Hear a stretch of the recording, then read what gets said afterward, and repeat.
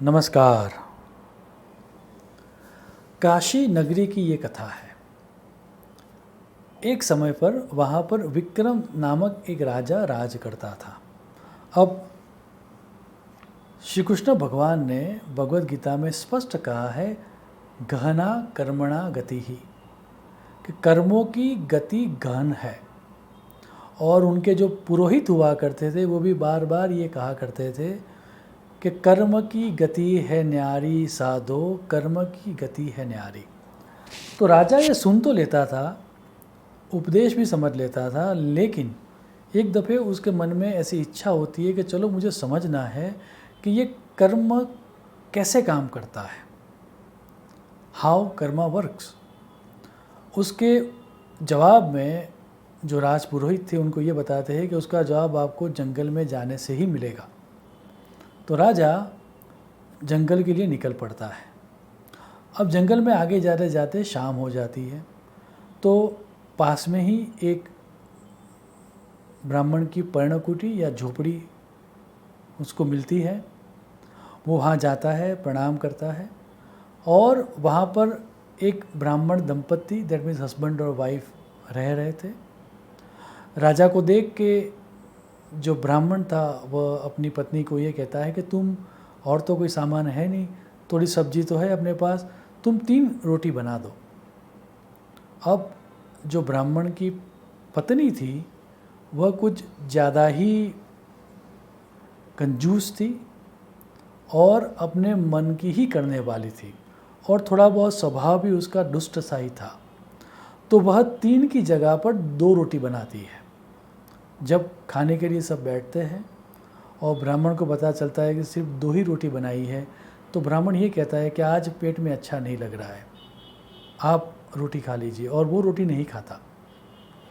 जब रात को सोने की बात आती है तब ब्राह्मण ये कहता है कि चलो हम बाहर सोते हैं, जो हमारे अतिथि है उनको कुटिया के अंदर सुलाते हैं।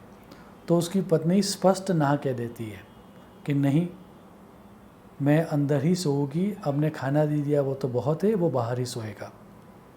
अब दुष्ट स्वभाव की होती हुई पत्नी, उसको पता थी ब्राह्मण को, फिर भी इस दफ़े अब ब्राह्मण नहीं मानता कि ये बहुत हो गया, चाहे कुछ भी हो जाए, मैं तो बाहर ही सो रहा हूँ, तुम अपना देख लो। अब किसी और के साथ तो नहीं सोना चाहिए, इतनी विवेक बुद्धि उसके पास थी। तो वो ब्राह्मण पत्नी भी बाहर आ जाती है। रात को जंगल से एक शेर आता है और ब्राह्मण और ब्राह्मण पत्नी दोनों को मार देता है। सुबह जब राजा जगता है और बाहर आता है तो उसको समझ में आ जाता है कि शेर ने शिकार कर लिया है। तो उन दोनों की मृत्यु को देख के राजा को बहुत ग्लानि होती है कि ये दोनों की मृत्यु मेरे कारण हो गई। तो वो सोचता है कि चलो जवाब मिले या ना मिले, मैं वापस जाता हूँ। तो बड़ा मायूस होकर, निराश होकर वो जंगल में 2-4 दिन रहता है, और उसके बाद दुखी या खिन्न मन के साथ अपने राज्य की ओर वापस चलता है। जब वो राज्य की ओर वापस चल रहा था तभी वो जंगल के ख़त्म होने पर, और जहाँ पर राज्य शुरू होता है उसके पहले, वह एक भीख मांगने वाली स्त्री के वहाँ एक अभी अभी जन्मी एक बच्ची को देखता है, और उस बच्ची को एक टोकरी में डालकर उसकी माँ उसको दिखा दिखा के भीख मांगती है, ऐसा राजा देखता है। ये देखकर उसका मन और उदास हो जाता है कि ये ईश्वर, ये सब तू मुझे क्या क्या दिखा रहा है, कैसे कैसे काम ये ताज़ी ताज़ी जन्मी हुई बच्ची के साथ लोग करवाते हैं।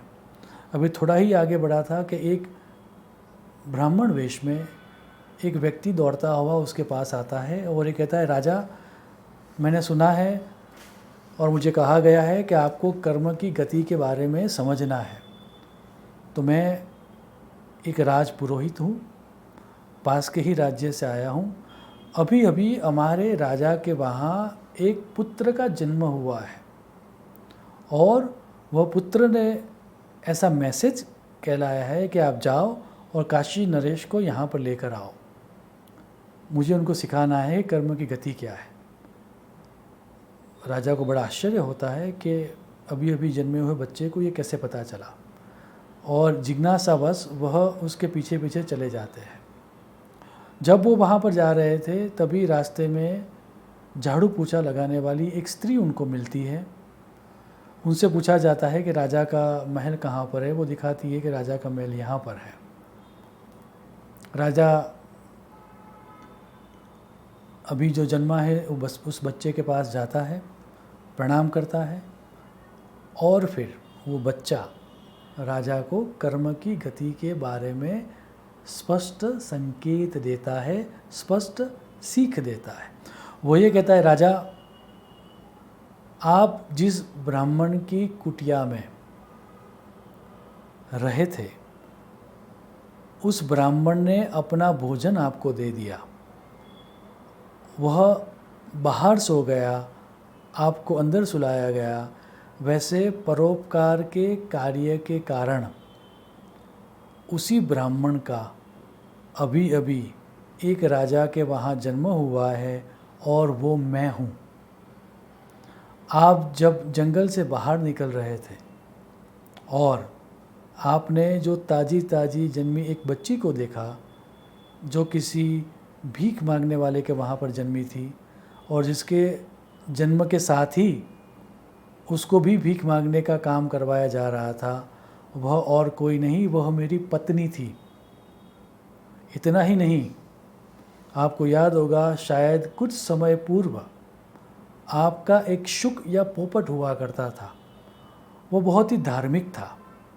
आप उसके वचन सुन के प्रसन्न हुआ करते थे, और आप उसके लिए अति स्वादिष्ट भोजन भेजा करते थे अपनी एक लॉयल और विश्वास पात्र दासी के साथ।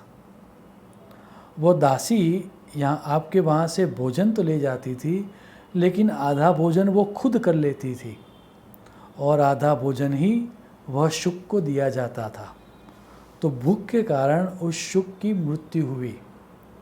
जो राज पुरोहित आपको लेने के लिए आए थे वो और कोई नहीं, वह आपका शुक था, आपका पोपट था।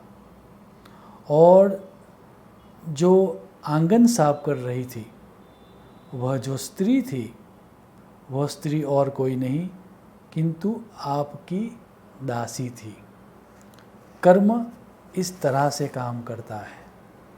आप जो भी कर्म करते हो उस कर्म का फल आपको मिलता ही है। राजा कर्म की गति को समझ लेता है, और एक सेंटेंस में उसको ये समझ आ जाती है कि जो जैसा करता है वैसा ही परिणाम उसको मिलता है। समय का अंतराल हो सकता है, लेकिन आपको कर्म का फल मिलता है, वह निसंदेह है। इसी बात को समझाते हुए वेद व्यास जी ने महाभारत में यह श्लोक दिया है, अन्यो हि नाश्नति कृतं हि कर्म मनुष्य लोके मनुजस्य कश्चित् यत्नेन किंचिद्धि कृतं हि कर्म तदनुष्णते नास्ति कृतस्य नाशः। इस संसार में मनुष्य जो कर्म करता है वही कर्म उसको आगे जाके भुगतना पड़ता है। किए हुए कर्मों का नाश नहीं होता। हम सब अच्छे कर्म कर पाए, हम सब के अंदर ऐसी सद्बुद्धि आए कि हम अच्छे कर्म करने में प्रवृत्त हो, ताकि जब हम कर्म कर रहे हैं तब हमें शांति मिले और कर्म के फल के स्वरूप हमें सुख और आनंद मिले। ऐसी ईश्वर को प्रार्थना करके मैं मेरी वाणी को विराम दूंगा। शुभम भवतु। प्रणाम।